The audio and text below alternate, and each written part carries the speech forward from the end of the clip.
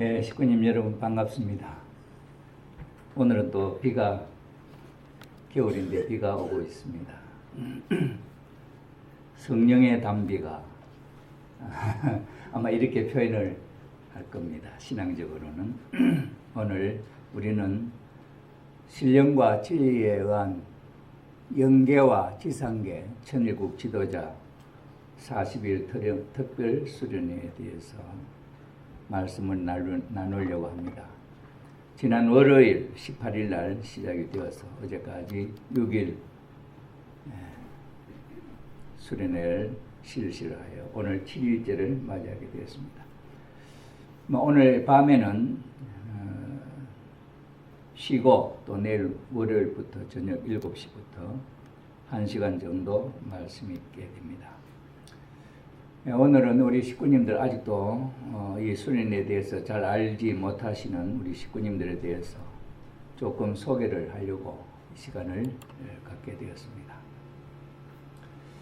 뉴스를 통해서도 들으셨습니다마는 어머님께서 이번에 대대적으로 우리 한국의 새로운 섭리의 새로운 하나의 전환점이라 할까 아니면 새로운 다짐을 할 수 있는 그런 시간으로 또 한 단계 또 더 내적으로 전진했다고도 볼 수 있는 의미를 가지고 세계평화통일가정연합의 활동을 이제는 신한국가정연합 출범시대가 되었습니다. 신은 새로운 신자가 아니고 하나님 신자로 해서 하나님의 한국 가정연합. 그래서 2020 섭리가 2020년까지 하나님의 나라를 실체화, 이 땅 위에 실체화하자고 하는 그 섭리의 의미를 다시 되새겨보면서 말씀을 나누고자 합니다.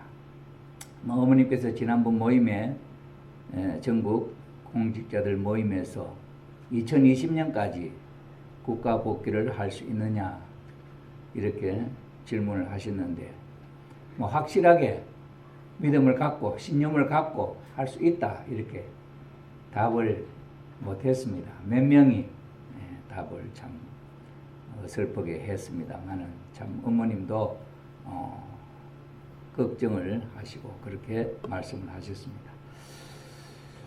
오늘 어머님께서 다시 한번 이렇게 역사적인 새로운 턴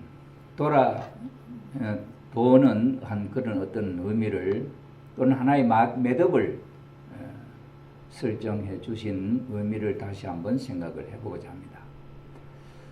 참 아버님, 참 부모님, 참 아버님 시대에 있어서의 신령과 진리의 말씀하고 이제 어머님께서 아버님이 성화하시고 난 뒤에 신령과 진리로 새로워지는 통일교회 바로 성화식 이후에 어머님 그렇게 말씀을 하셨고 이제 5년이 지나고 지금 이 시점에 있어서 다시 신령과 진리로 신한국 가정연합이라고 하는 말씀을 하십니다. 여기 신령과 진리라고 하는 내용의 말씀은 우리 통일교회에서는 그렇게 마음에 와 닿도록 그렇게 사용을 하는 단어가 아닙니다. 그러나 기독교에서는 참 귀하게 또는 정말로 다정한 말로 신령과 진리라고 하는 말을 표현을 합니다. 이런 입장에 있어서 우리가 이번 40일 기간에 신령과 진리적 차원에 있어서의 지금 이 시대 또는 지금까지 표현해 주신, 발표해 주신 말씀을 중심 삼고 이 신령과 진리의 의미가 무엇인가? 오늘 우리의 삶에 있어서 신령과 진리라고 하는 내용이 내 하루하루의 삶에 어떤 영향을 미치는가 하는 것을 우리가 돌아보므로 아버님께서 1954년 통일교회를 세우고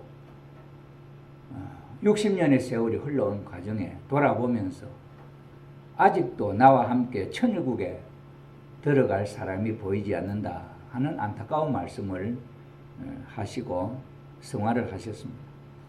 그 바톤을 이어받아서 어머님도 바라보는 그 눈길 속에 우리의 모습이 정말 신령과 진리로 천일국 백성으로 거듭날 수 있는 마음의 준비가 되어 있고 또는 모습이 변화되고 있는가 하는 입장에 있어서 아직도 구태의연하고 변화되지 못한 우리의 모습 앞에 참 안타까움을 나타냅니다. 이럴 때 그 참 부모님께서 말씀하시는 신령과 진리라고 하는 내용의 의미가 뭐며 우리들에게 마음과 몸의 통일을 이루느냐고 다짐하실 때 신령과 진리는 어떤 의미가 있느냐, 이런 면에서 우리가 한번 생각해 보지 않을 수가 없습니다. 초창기에 아버님께서 통일교회를 세우시기 전에 1950년대부터 해방이 되고 난 이후부터 바로 재림의 역사 시대를 맞이해서 아버님은 말씀을 선포를 하시고 새 말씀을 선포를 하시고 그때 많은 기독교 지도자들, 최고의 지도자들이 아버님과 하나 되지 못했지만 대하는 많은 신령한 기독교 성도들이 참 신령한 말씀을 하시는 새 진리를 말씀하시는 분이다, 이렇게 표현을 했습니다.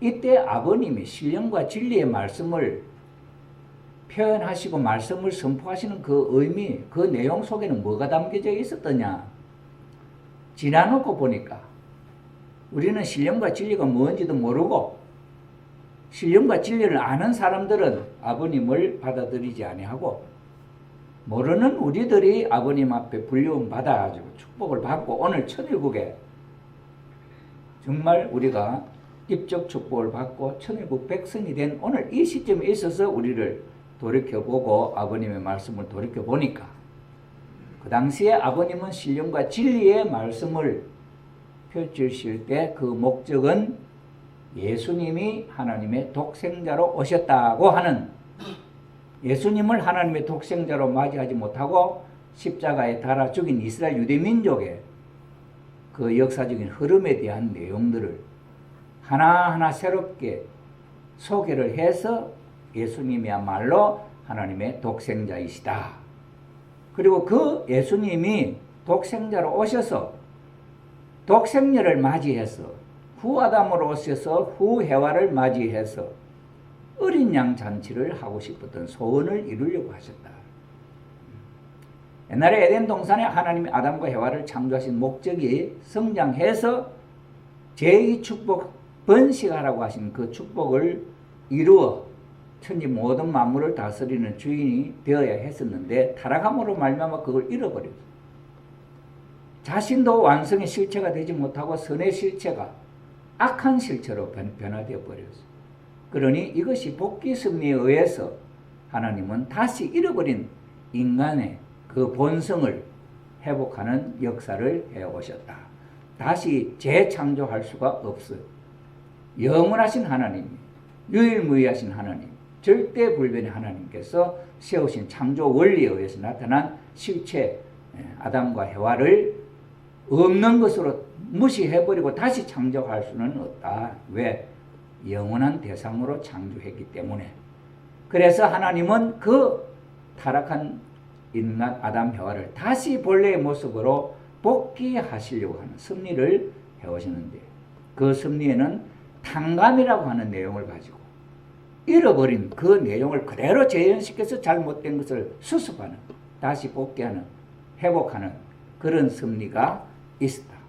그 내용의 흐름이 성경 역사가 아담 한 대로 말미암아 그 뜻이 이루어지지 못했기 때문에 노아로 연장되고 아브라함으로 연장되면서 오늘까지 6천년의 역사를 통해서 연장 섭리에 의해서 흘러왔기 때문에 한 가정을 중심 삼고 이루려고 했던 뜻이 세계적으로 인류는 번창하고 그러나 그 뜻은 아직도 이루어지지 않아. 그래서 하나님은 세계적으로 펼쳐진 이 죄악 세계를 뭘 어떻게 수습을 하느냐, 한 가정을 세워서 다시 수습하려고 하시는 섭리가 지금까지의 섭리였다. 그의 중심으로 오셨던 예수님은 잃어버렸던 인간성을 잃어버렸던 타락한 인간 속에서 하나님의 유일한 오직 자녀로 독생자로 복귀되어 이 세상에 새롭게 사탄과의 관계가 전혀 없는 단절된 하나님의 독생자로 출현한 분이다. 그 이야기를 합니다. 이것이 역사적으로 증명을 해 나오신 섭리의 말씀이 신령한 진리의 말씀이었다. 이게 아버님의 진리의 말씀, 신령과 진리에 의한 말씀.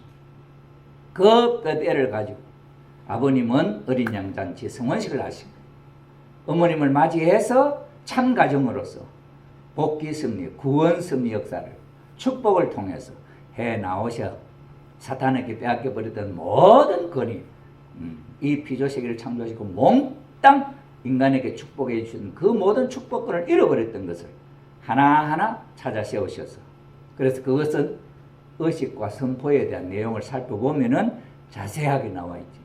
그래 아버님의 평생 일생의 사업은 아담 해와로 말미암아 잃어버렸던 내용을 복귀하는 섭리였다 하는 것을 우리가 살펴본 거예요. 이게 아버님이 말씀한 신령과 진리였다. 이 아버님은 성화하시고 어머님이 천일국을 여시고 기원지를 선포하시고 출발하시면서 신령과 진리로 새로워지는 통일교회 하시면서 어머님은 독생녀를 말씀하십니다. 그 연호는 2000년 전 예수님께서 독생자로 이 세상에 오셔서 오직 하나님의 한 아들, 그러나 독생녀 딸을 찾지 못해서 가정을 이루지 못한 그 섭리가 2000년의 기반을 통해 가지고 다시 기독교 섭리는 신부를 준비하는 섭리였다. 그의 배경, 그의 결실로 참 어머님이 나타나셔서 참 아버님, 독생자, 재림주 예수님, 참 부모님을 맞아서 결혼, 성혼을 하심으로 말미암아 비로소 독생자, 독생녀의 소원을 이룬 참 부모가 되시는 섭리가 이루어졌고, 그것이 지금까지 흘러와서 천일국을 어머님을 중심 삼고 선포를 하셨는데, 왜 또다시 어머님께서 신령과 진리라고 하는 말씀을 하시면서 천일국의 실체화를 하시려고 하시는가? 이걸 이제 우리는 살펴봐야겠지. 그래 아버님이 신령과 진리라고 하는 그 내용의 흐름 속에는 혈통복귀를 통한 독생자를 찾기 위한 섭리의 내용이 중심이었다고 한다면, 어머님께서 신령과 진리로 말하는 그 의미는 무엇일까? 그것은 독생녀의 정통성에 대한 이야기를 한다고 저는 생각합니다. 그래서 실체 성신으로 참 어머님께서 오셔서 참 부모님이 되시고 천일국을 세워서 기원절을 선포하신 터전 위에 오늘 참 어머님과 우리 신종종 메시아의 관계를 다시 한번 살펴보는 그런 입장이죠. 그래서 우리는 신령과 진리라고 한다는 이게 뭘까? 아직도 신학적으로 신령이 정확하게 이게 무엇이고 진정이라고 하는 진리가 뭐냐? 그래서 in spirit and in truth라고 하는 영어로 이걸 표현하는데, 스피릿 영적 이런 영인이나 영적인 존재를 말하는 것이고, 트루스는 진리를 말하는 거예요. 그래 이게 뭘까? 무엇이 영이고 무엇이 진리일까? 하나님. 그래서 하나님은 영이시니 그분과 어떤 관계로 이 신령과 진리를 표현을 우리가 인간 생활과 연결시킬까? 그래서 아버님이 말씀하신 내용을 놓고 기독교 성도들이 신령한 말씀하시는 새 진리를 말씀하시는 분이다 하고 볼 때 그 내용 속에 담겨져 있는 신령과 진리의 의미는 하나님의 마음 속에 담겨져 있는 내용을 읽으셔서 느끼시는 그것이 신령이고, 그것을 인간이 알아들을 수 있도록 표현하는 것이 진리다. 그래서 참 부모님은 성경에 나타나 있는 내용의 이면 속에 하나님 심정 속에 담겨져 있는 배경을 설명한, 그건 하나님의 마음을 읽고 하나님의 마음을 읽고 그 하나님의 마음과 내가 설명하는 내가 이해한 이 내용에 하나님 맞습니까? 오케이 도장을 받으시고, 그래서 의인을 하늘로부터 의인을 받으시고 그 내용을 표현하는 것이 진리예요. 인간이 알아들을 수 있도록. 그래서 정의를 신령과 진리는 하나님의 마음을 의도를 읽고 느끼는 걸 신령이라고, 그 다음에 그 내용을 인간이 이론적으로 알아들을 수 있도록 표현하는 것을 진리라, 이렇게 말씀을 정리를 했습니다. 그 내용의 흐름이 인류 역사에 이게 아버님이 신령과 진리를 말씀하는, 아버님이 초창기에 예수님을 하나님의 독생자라고 증거할 때까지 내용의 흐름 속에 담겨 있었던 내용, 이게 혈통복귀에 대한 내용이었다. 그래서 잃어버린 아담이 타락함으로 말미암아 사탄의 혈통을 받았던 그 인간 속에는 하나님이 원래 인간을 창조해서 16세, 17, 18세까지 자랄 때 하나님과 연결되어 있는 본성적 심정, 그건 선한 마음이고 타락으로 말미암아 생긴 악한 마음, 두 가지를 우리는 갖게 되어 있어요. 이것을 아담 가정을 통해서 가인 아벨로 쪼개가지고, 가인 아벨은 두 사람이지만 가치적으로 볼 때에는 아담 한 사람은 악한 마음을 가진 인간하고 선한 마음을 가진 인간을 이렇게 둘을 나누었다. 그래서 가인 아벨은 합치면 두 사람이 하나 아담이다. 이런 의미에서 가인 아벨을 그렇게 우리가 이해를 해서 악한 가인이 아벨처럼 마음이 바뀌면은 본래의 마음으로 복귀된 것이야. 그게 메시아를 위한 기대가 이루어집니다. 거기서 참 부모되는 하나님 앞에 참된 인간의 조상 될 수 있는 독생자가 오실 수 있다. 이게 복귀, 혈통 복귀의 완론입니다. 그렇게 오셨던 분이 예수님이다 하고 그 모든 배경을 하나하나 설명한 것이 아버님께서 말씀하신 신령과 진리의 말씀이었다. 이걸 어제 저녁까지 아브람 삼재물 드리는 때까지 말씀을 설명을 해드렸습니다. 내일 저녁부터는 또 이삭, 야곱 또 거쳐서 나가겠습니다만은 지금 현재 아버님께서 신령과 진리를 말씀하신 한 부분을 이렇게 우리는 지금까지 이것의 통일교회의 주류다, 내용이다, 이렇게만 알고 있다 이 말이에요. 그런데 이제는 우리는 어머님께서 말씀하시는 신령과 진리에 대한 내용을 살펴봐야 할 또 한 부분이 있다. 왜? 하나님께서 아담만 창조하신 게 아니라 아담을 창조하시고 난 뒤에, 아담을 깊이 잠들게 하신 뒤에 아담의 갈비뼈를 하나 뽑아가지고 해와를 만들었다. 이걸 우리는 그냥 쉽게 하나님이 갈비뼈 하나 뽑아가지고 해와를, 여자를 만들었구나, 이렇게 생각할 때 여자는 남자의 갈비뼈 하나라 이렇게만 생각하면 남자와 여자의 그 가치적인 면에 있어서 동등하게 취급을 할 수 있는 내용이 없어요. 그래서 불평등해. 남자는 갈비뼈가 24개 있고 여자는 갈비뼈 하나 갖고 만들었어요. 그렇게밖에 안 된다. 그런데 그게 진정한 의미냐? 아버님은 골자를 뽑았어 하는 의미로서 갈비뼈를 뽑았다는 말은 현대인이 알아듣기 쉽게 그 핵심적인 원리, 똑같은 원리로서 해와를 만들었다. 그러니 아담을 만들던 공식을 갖고 해와를 만들었다 이 말이죠. 그래서 아담과 해와는 하나님의 반쪽이니까 아담만 찾는 역사로 쭉 전개되어 있는데 해와를 찾는 역사 없이는 하나님의 이상이 이루어질 수 없잖아요. 그런데 지금까지 아버님을 중심 삼고는 이 중심 역사만을 말씀해 오셨고, 어머님을 찾아 세울 어린 양 잔치에 대한 의미와 그 뒤에 대한 내용을 기독교식으로 성령에 의한, 독생자와 독생녀에 의한 말씀으로 이론적으로 많은 말씀을 하시지 않으셨어요. 자세하게. 그래서 어머님이 이제 섭리의 중심으로 서시면서 당신의 배경에 대한 흐름의 정통성을 이야기하면서 어머님이 참 부모님이 되셔서 천일국을 기원절을 선포하시기까지 그 내용은 하나님의 정통적인 섭리의 흐름 가운데 아버님을 대신한 부부 일신으로서 하나님의 실체, 하나님의 어머님, 부인 되시는 어머님의 입장으로서의 역사를 진행하시는 중심이다 하는 것을 나타내시고 있다는 거예요. 아담 가정에서나 노아 가정에 있어서는 해와 복귀에 대한 섭리적인 내용이 별로 기록이 없습니다. 그러나 아버님의 말씀에 의하면은 노아의 부인이, 노아가 방주를 120년 동안 짓는 동안에 항상 불평불만했기 때문에 자식들도 아버님을 신임하지 않고 미친 노인으로 생각할 수밖에 없다. 그런데 참 기이한 것은 마지막 홍수 심판을 한다고 하는 7일 전에 선포하고 거기에 배를 타라고 할 때 세 아들과 며느리들이, 그리고 노아의 부인이 노아와 함께 그 배에 동성했다고 하는 사실, 이건 참 기이한 일이에요. 제가 생각해도 참 이게 불가사예요.